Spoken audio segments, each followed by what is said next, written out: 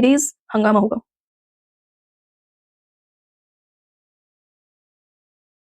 आपका समय बदल सकता है कि कोई आके बोले उस चीज़ के लिए जो ये अपना सारा समय लगा दो और लाइफ चेंज होती चली जाएगी। ट्रांसफॉर्मेशन पीरियड होगा और जब हम तो आप रिवाइज़ मत करो, ठीक है? आप एक भी दिन आपके टाइमर में ये चीज़ नहीं होनी चाहिए कि चैनल को सब्सक्राइब करना बिल्कुल मत भूलो प्लीज़। सबसे चैलेंजिंग फेज़ होगा। अगले 90 दिन होगा कुछ ख़ास, कुछ दमदार। तो अब आपका काम क्या है कि अगले 90 दिन, एक भी दिन वीडियो को मिस मत करना क्योंकि अगले 90 दिन होने वाले हैं कुछ ख़ास। सो नमस्ते मेरे दोस्तों, हेलो फ्यूचर ऑफिसर्स कैसे हैं आप सभी? आई होप आप सभी बहुत अच्छे होंगे और आपका स्वागत है ऑपरेशन सिलेक्शन में 100 डेज़ चैलेंज सीरीज़ और आज है डे 9 और सही बताऊँ, असली चैलेंज तो आज से स्टार्ट होगा क्योंकि 7 दिन तो मोटिवेशन रहता है। आज तो मैं इतने घंटे पढ़ दूँगा, उतने कोई एक्सक्यूज़ेज़ नहीं आते। लेकिन 8th डे से क्या होता है, एक्सक्यूज़ेज़ आना स्टार्ट हो जाते हैं। आज नहीं, कल करूँगा, कल नहीं, 2 दिन बाद करूँगा, यार आज तो पढ़ाई नहीं हुई, कल 4 बजे उठ के कर लूँगा, यार आज तो 4 बजे नहीं उठा गया, कोई बात नहीं, कल डबल मेहनत कर लूँगा। तो ये एक्सक्यूज़ेज़ ना जाने क्या से क्या।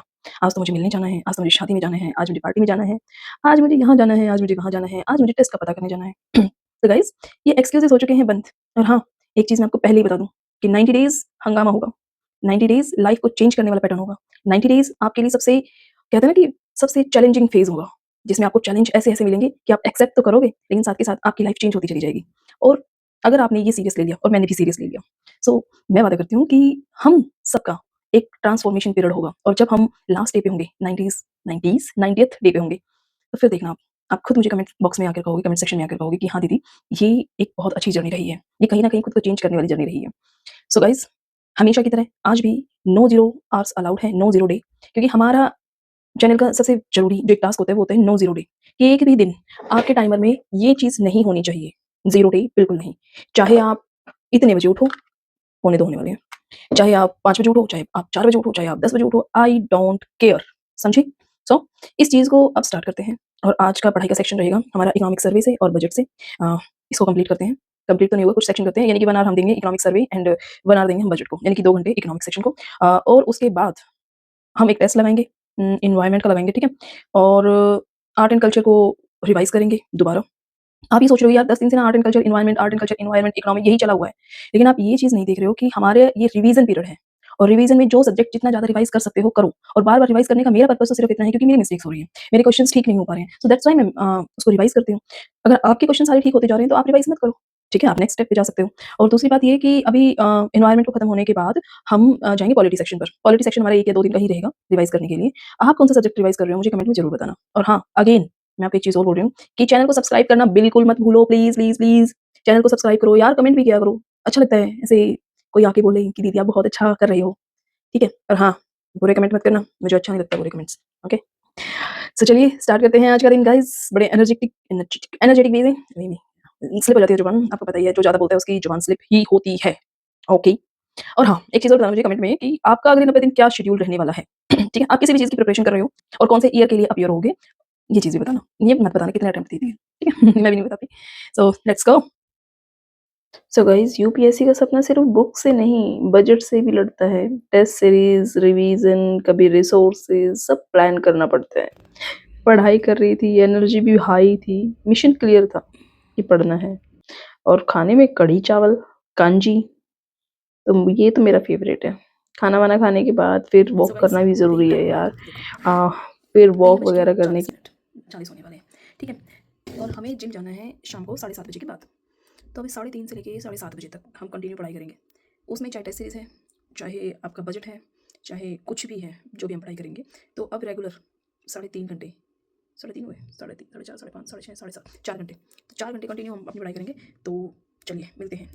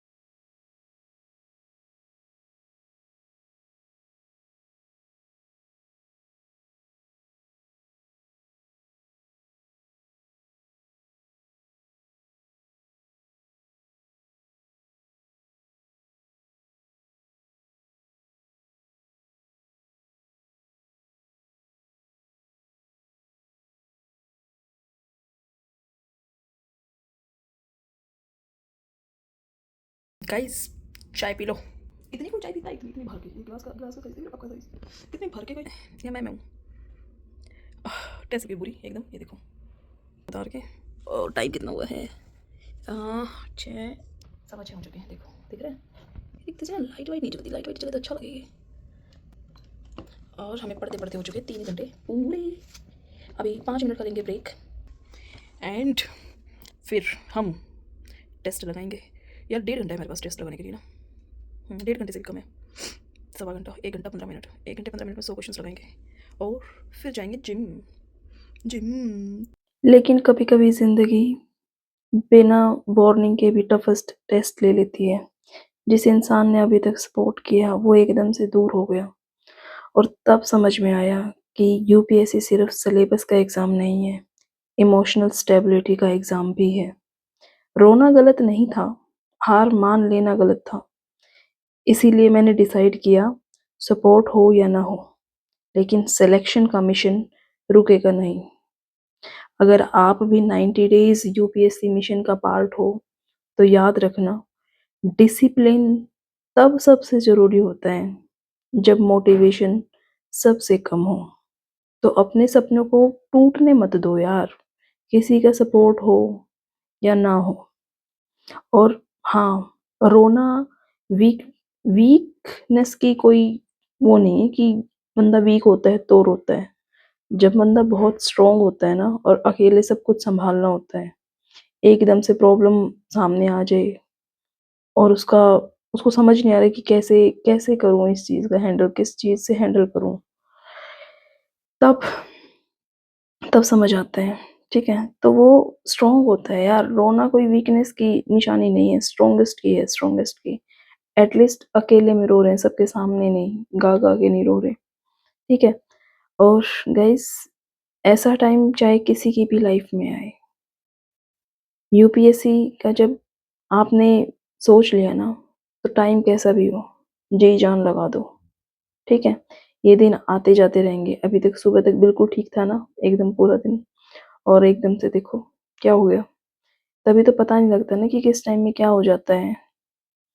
सो गाइज़, खुद को सँभालो, खुद को सँभालना बहुत ज़रूरी है इस टाइम पे, ठीक है? क्योंकि ऐसी सिचुएशंस तो आनी ही हैं, हर एस्पिरेंट की लाइफ़ में आती हैं, जो तैयारी कर रहा होता है, जो सही रास्ते पे होता है।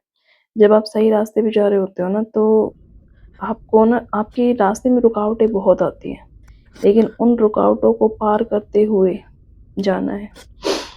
अब यहाँ पे मुझे बहुत ज़्यादा रोना आ रहा है यार, बहुत ज़्यादा, क्योंकि एकदम से वो चीज़, वो इंसान छूट जाना, ठीक है? बार-बार कोशिशों के बाद भी उस इंसान का वापस ना आना, जो आपका इमोशनल, फाइनेंशियल सपोर्टर था, ठीक है? पर कोई बात नहीं यार, कौन आखिरी तक साथ देता है? सब चलता है, स्ट्रॉन्ग बनो।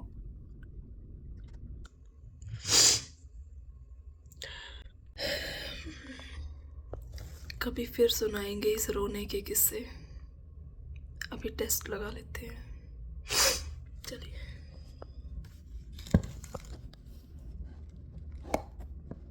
खुद को खुश रखने की ज़िम्मेवारी ना सिर्फ़ आपकी है, ठीक है? खुद को स्ट्रॉन्ग रखने की ज़िम्मेदारी आपकी है।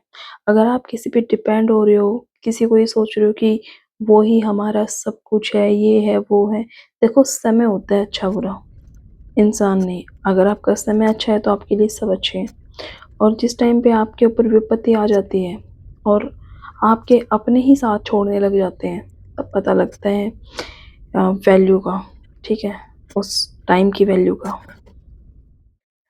वैसे तो ये बात शेयर करना ज़रूरी नहीं है, लेकिन फिर भी, क्योंकि आप भी एस्पिरेंट हो, मैं भी एस्पिरेंट हूँ, सबकी लाइफ़ में ऐसे दिन आते हैं। देखो, कभी भी ना हार मत मानना। आप ये सोचते हो कि कोई एक इंसान आपका सब कुछ है, भई ये है तो मैं कामयाब हो सकता हूँ या हो सकती हूँ, कोई भी है, कोई भी।